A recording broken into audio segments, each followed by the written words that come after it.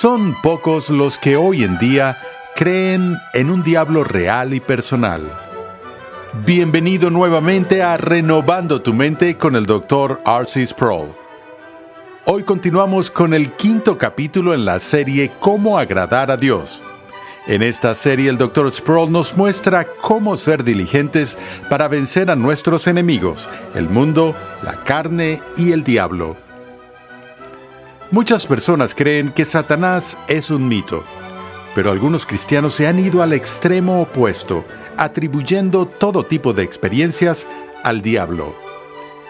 Acompáñame al salón de clases a escuchar al Dr. R.C. Sproul mientras se examina la enseñanza bíblica sobre Satanás. Cuando Martín Lutero dijo que la triada de enemigos de la vida cristiana incluía al mundo, la carne y el diablo, él no incluyó la última, el diablo, solo como una abstracción teológica o como un asunto de doctrina, sino que Lutero tenía una aguda y profunda conciencia personal de la realidad de Satanás. Pero hay que entender que cuando la gente estaba preocupada por vivir la vida cristiana en el siglo XVI, tenían una visión de la realidad ligeramente diferente de lo que es normal hoy en día. Lutero estaba tan profundamente consciente de la presencia de Satanás que a menudo hablaba del Anfechtung, el ataque desenfrenado que el enemigo, el príncipe de las tinieblas, estaba trayendo contra él en su vida personal. Y Lutero encontraba que la presencia de Satanás a veces era tan tangible que en una ocasión tomó un tintero que estaba en su escritorio mientras escribía y lo arrojó en dirección hacia donde pensaba que Satanás estaba de pie. Lo que consiguió por su reacción fue una pared llena de tinta. Tenía otras formas menos artísticas para deshacerse de Satanás y no las mencionaré en esta sesión. Pero lo que sí tenemos es esta casi preocupación en el siglo XVI con respecto a la realidad de Satanás. Pero los tiempos han cambiado. Y la gente en su mayoría no vive de esta forma en nuestros días. Hace unos años estaba enseñando un curso de filosofía aquí en los Estados Unidos en una universidad secular y tenía alrededor de 30 estudiantes en mi clase y de alguna manera el tema del diablo o Satanás surgió. Y hubo una especie de discusión animada y debate entre los estudiantes, por lo que finalmente decidí hacer una encuesta para saber qué era lo que todos pensaban. Les dije, ¿cuántos de ustedes creen que realmente hay un demonio personal? 3 de 30 levantaron sus manos. Ese es el 10%, por lo que mientras hacía la pregunta, el 90% de mis estudiantes en este curso de filosofía contemporánea no creían en la existencia de un verdadero diablo personal. Y les hice la siguiente pregunta, les dije, ¿cuántos de ustedes creen en Dios? Ahora, no sabía qué esperar con esa pregunta, pero en ese salón de clases en particular, todos levantaron la mano. Es decir, no todos creían necesariamente en la misma idea de Dios, pero todos creían en algún tipo de ser supremo. Todos los que estaban en ese salón. Entonces dije, bueno, eso es desconcertante para mí porque estamos 100% de acuerdo con la idea de Dios y solo el 10% está de acuerdo con la idea de Satanás. Les dije, díganme, ¿qué es lo que los hace estar tan dispuestos a ratificar el ser sobrenatural que puede influir en nosotros hacia el bien, pero son igualmente rápidos en negar el ser sobrenatural que podría influir en nosotros hacia el mal? ¿Es acaso que en nuestra experiencia vivimos en una cultura y un mundo que están tan abrumadoramente inclinados en favor del bien en vez del mal, que hay mucho mayor evidencia de la influencia sobrenatural hacia el bien de lo que hay influencia sobrenatural hacia el mal, que no damos ninguna credibilidad a la mala influencia? Ellos dijeron, no, esa no es la razón. Entonces les dije, bueno, ¿por qué afirmas lo uno y niegas lo otro? Y uno de los estudiantes respondió y dijo, bueno, no puedes estar involucrado en el sofisticado reino de la ciencia contemporánea y todavía creer en cosas como demonios. Y dije, es la revolución científica la que ha puesto fin a la creencia de Satanás en la civilización occidental. Dijeron, sí. Dije, bueno, ayúdenme aquí. Yo no sé de las ciencias naturales, sé de filosofía, así que tendrán que aguantar mi ignorancia en este tema. Díganme, ¿qué hay en los laboratorios científicos o en la teoría científica que de repente ha hecho insostenible la existencia de Satanás? ¿Es la segunda ley de la termodinámica o el descubrimiento del código genético que de repente ha desterrado a Satanás de la credibilidad científica? Esperé un buen tiempo para que los estudiantes plantearan algún argumento, algún descubrimiento que haya salido del ámbito científico que arrojara una sombra sobre la idea de Satanás. Nadie podía llegar a nada. Hasta que finalmente uno de los estudiantes dijo, pero ¿no ve que en nuestra literatura ponemos al diablo en la misma categoría que ponemos a las brujas y duendes y elfos y gnomos y ese tipo de cosas?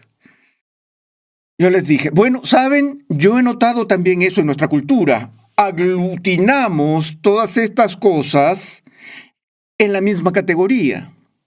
Entonces pensé, me pregunto ¿por qué? Obviamente tenemos razones sólidas para ser escépticos sobre los duendes.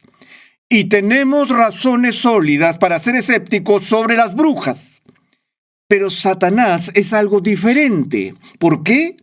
Porque cada vez que estamos debatiendo el tema de la existencia de una cosa u otra, queremos considerar cuál es la fuente para afirmar estas realidades.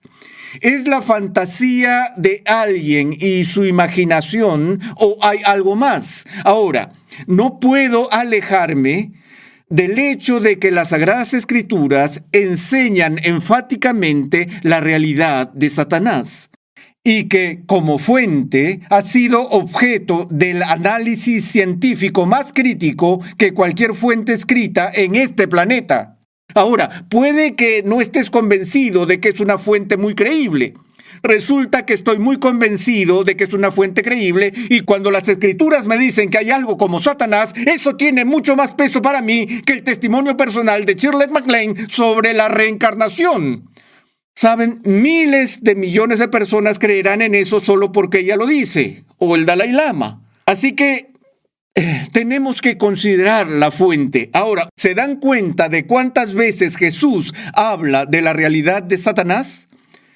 Y de cómo Jesús ora fervientemente por la protección para su pueblo de Satanás. ¿Cuántos de ustedes conocen la oración del Señor? La oración más famosa de la historia, Padre nuestro que estás en los cielos, santificado sea tu nombre. Y continúa la oración del Señor diciendo, y no nos metas en tentación, mas líbranos del mal. Esa es la traducción moderna, líbranos del mal. Ahora, en el Nuevo Testamento, la palabra general y usual para el mal es ponerón. Esas dos últimas líneas dicen algo. ¿Recuerdan cuando tenían que tomar clases de griego y tenían que estudiar las diferentes desinencias para el acusativo, el nominativo, el ablativo y el genitivo y todo eso que los volvían locos tratando de mantener bien todas las terminaciones distintas? Bueno, no solo tienen desinencias para los casos, sino que también tienen desinencias para el género, ya sea masculino, femenino o neutro. ¿Recuerdan todos esos ejercicios que tenían que hacer? Bien, la palabra ponerón es neutra. Y esa es la palabra habitual que se usa para referirse al mal. Si esta terminación neutra es cambiada a primera persona singular masculina, que termina en os, entonces se convierte en lo que llamamos un terminus technicus, un término técnico, el título para una persona específica. La palabra poneros en el Nuevo Testamento es un título reservado para Satanás.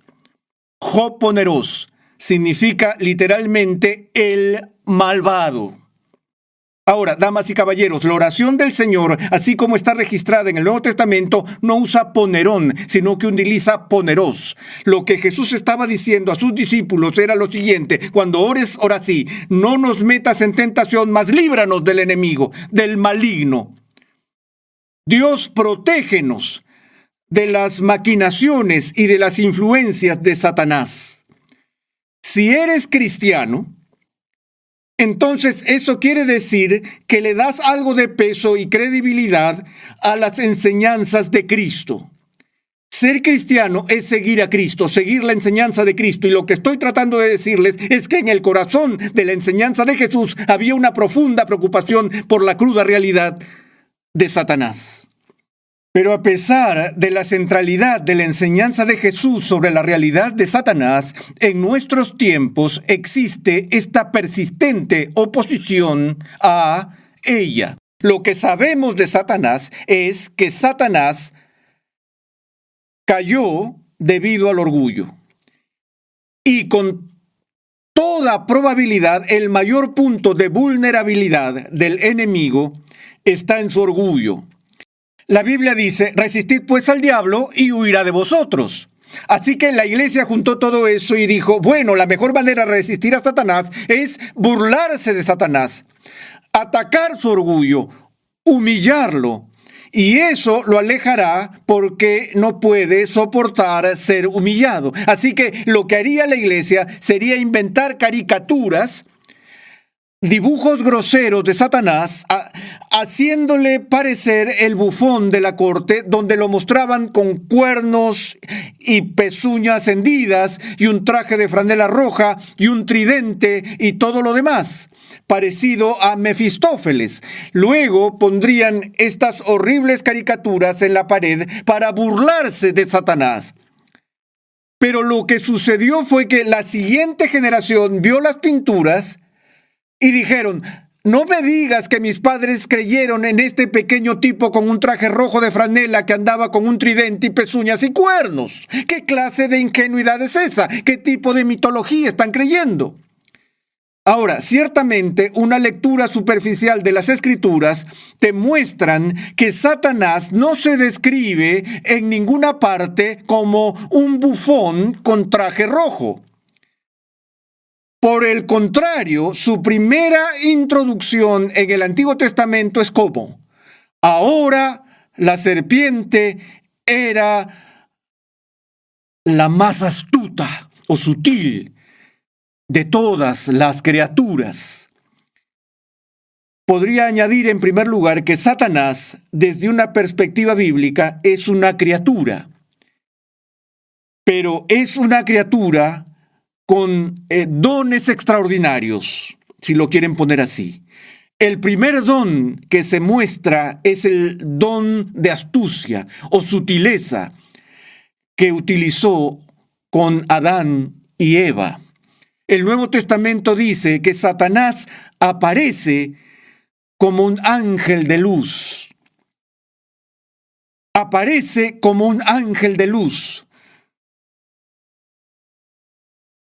Tenemos una frase en filosofía y teología que dice: subespecie boni.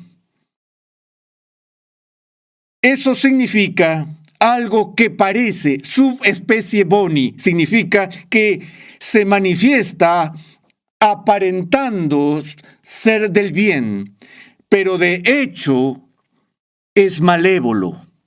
Es decir, el hipócrita más grande de todo el universo es Satanás. Satanás no viene como Darth Vader e intenta hacer un trato contigo. No. Él se hace pasar por un ángel de luz. Su sutileza, su astucia está en ser sofisticado, elocuente, atractivo, engañoso. Todo lo que las Escrituras dicen sobre el anticristo y su conexión con Satanás es importante.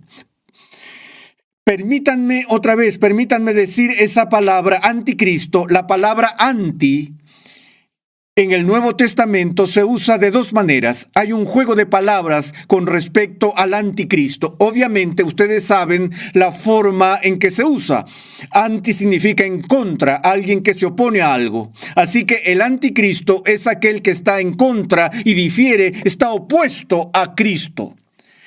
Pero también en anticristo la palabra anti significa en vez de o en lugar de. La forma en que el anticristo se manifiesta bíblicamente es como un sustituto de Cristo. Es la falsificación tratando de imitar lo genuino. Las advertencias de las Escrituras dicen que Satanás y el anticristo, etcétera, son tan buenos en lo que hacen que, si es posible, podrían engañar incluso a los mismos escogidos. Así que estoy elaborando este punto que, como verán, el retrato de Satanás que veo en la Escritura es tan diferente de como nosotros, de cómo se retrata en la cultura moderna. No es de extrañar que ya nadie crea en Satanás. ¿Quién creería en caricaturas tan ridículas? Pero Satanás en las Escrituras es el ángel de luz, que no se manifestará como un Hitler o un Mussolini o un Idi Amin o algo así, sino que vendrá como alguien más parecido a Billy Graham. Ahora, no quiero sugerir ni por un segundo que Billy Graham esté en alianza con el diablo. No distorsionen lo que he dicho allí. Lo que quiero decir es que ese tipo de personas, quien tendrá ese tipo de credenciales, yo creo nos engañará. Es un ángel de luz y al mismo tiempo es llamado uno que ruge o devora, un león rugiente que busca, que está buscando a quienes devorar. Así que las Escrituras nos dicen que Satanás no solo es real e inteligente, sino que es tremendo, tan tremendo que el mismo término de fuerza, damas y caballeros, que se utiliza para Cristo, se utiliza para Satanás. Cristo es llamado el león de Judá, la figura de la realeza. Satanás es llamado el león rugiente, mentiroso, que busca a quienes devorar. Quiero decir, él es mucho más fuerte que yo, mucho más fuerte que tú, que su oposición, como digo, es tremenda. ¿Recuerdan a Pedro? Cuando Jesús le advirtió de que Satanás entraría en su corazón diciendo, me vas a traicionar. Oh, no lo haré, le dijo a Jesús. Pedro dijo, nunca harías eso. Jesús respondió, lo harás en las próximas 24 horas y lo harás 3 veces. Yo no, deja que todos los demás caigan en ese tipo de tentación, Jesús. Pero tú sabes que te seguiré hasta el final del camino. Nunca podría hacerlo. ¿Alguna vez has hablado así? ¿Qué dijo Jesús? Simón, Satanás te tendrá y te zarandeará como a trigo.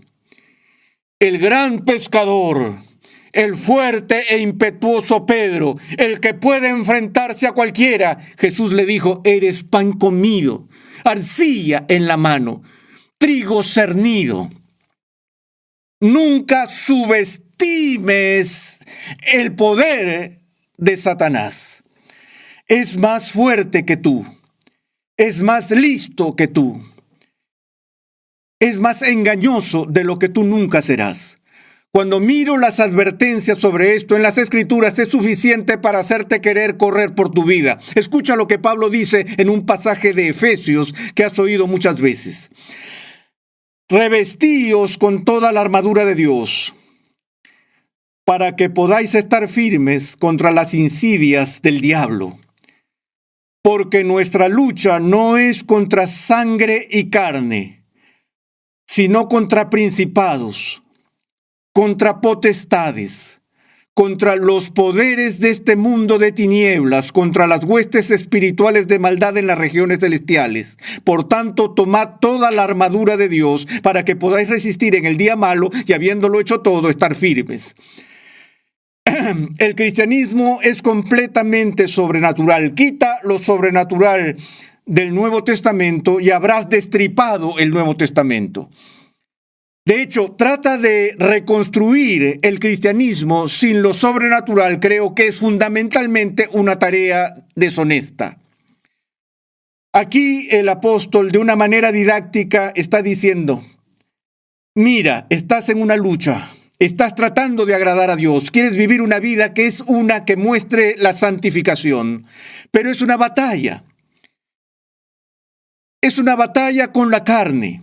Es una batalla con el mundo, pero la batalla en la que estás va más allá de esto. No estamos luchando contra carne y sangre, sino contra poderes, principados, contra huestes espirituales de maldad en las regiones celestes, en los uranos, en los cielos. Un mal cósmico es con lo que estamos lidiando aquí en un reino invisible. Ese es el reino de lo sobrenatural. ¿Ven? En el corazón mismo del manifiesto cristiano está el hecho de que el cristianismo está basado en una revelación, que recibimos información que está fuera del alcance de la percepción normal y empírica, que obtenemos información del reino metafísico, del reino noumeno, de lo que trasciende lo observable. Dios nos dice que hay una dimensión de la realidad allí que no es visible a simple vista, pero que esa realidad que no es visible a simple vista tiene una profunda influencia en nuestras vidas. Ahora, podemos entender esto a modo de analogía, ¿cierto? Me refiero a que hay partículas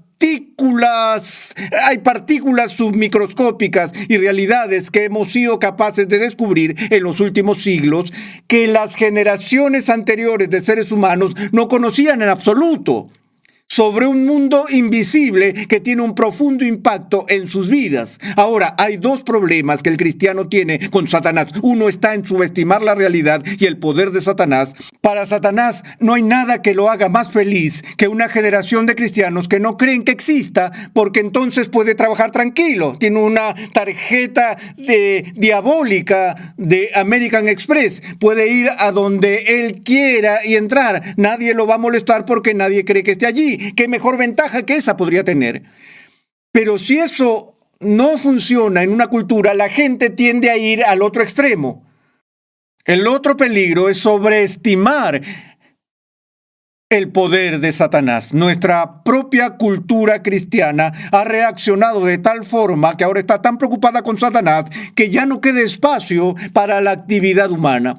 Todo mal y todo pecado es el resultado de la opresión o posesión satánica. De hecho, es la acusación de Satanás la cual creo que es la obra principal del diablo en la vida del cristiano. Y esa es la dimensión que vamos a abordar en nuestra próxima sesión, donde consideraremos lo importante que es tener una conciencia limpia, tener una fuerte certeza de la seguridad del perdón a medida que libramos esta lucha por el crecimiento personal.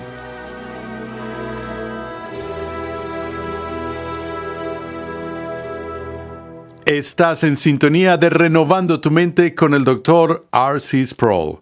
Te invitamos a visitar nuestra página web renovandotumente.org, donde podrás solicitar gratuitamente la guía de estudio de esta serie. Los que confían en Cristo para la salvación tienen la seguridad real de que la culpa de su pecado ya no existe y que el perdón de Dios les ha sido concedido gratuitamente. En el siguiente episodio de Renovando tu Mente, R.C. Sproul considera por qué algunos cristianos aún no sienten que Jesús los ha liberado. Escucha un avance de nuestro próximo programa. Dios no espera que una persona sea pura e intachable antes de que lo redima. Ese es el evangelio, ¿cierto? Que mientras estamos sucios, se nos da la vestimenta de la justicia de Cristo para ser recibidos en una relación con Dios. Renovando tu Mente es una producción de los Ministerios Ligonier, la confraternidad de enseñanza del Dr. R.C. Sproul. Nuestra misión, pasión y propósito es ayudar a las personas a crecer en su conocimiento de Dios y su santidad. Nuestra programación es posible gracias al generoso apoyo en oración y financiero de cristianos alrededor del mundo. Para hacer tu donación, por favor visita nuestra página web renovandotumente.org. Para contactarnos, por favor envíanos un correo electrónico a programa@renovandotumente.org con tus preguntas, testimonios y comentarios. Te invitamos a sintonizar nuestro próximo programa y a unirte a nuestra gran comunidad virtual en las redes sociales.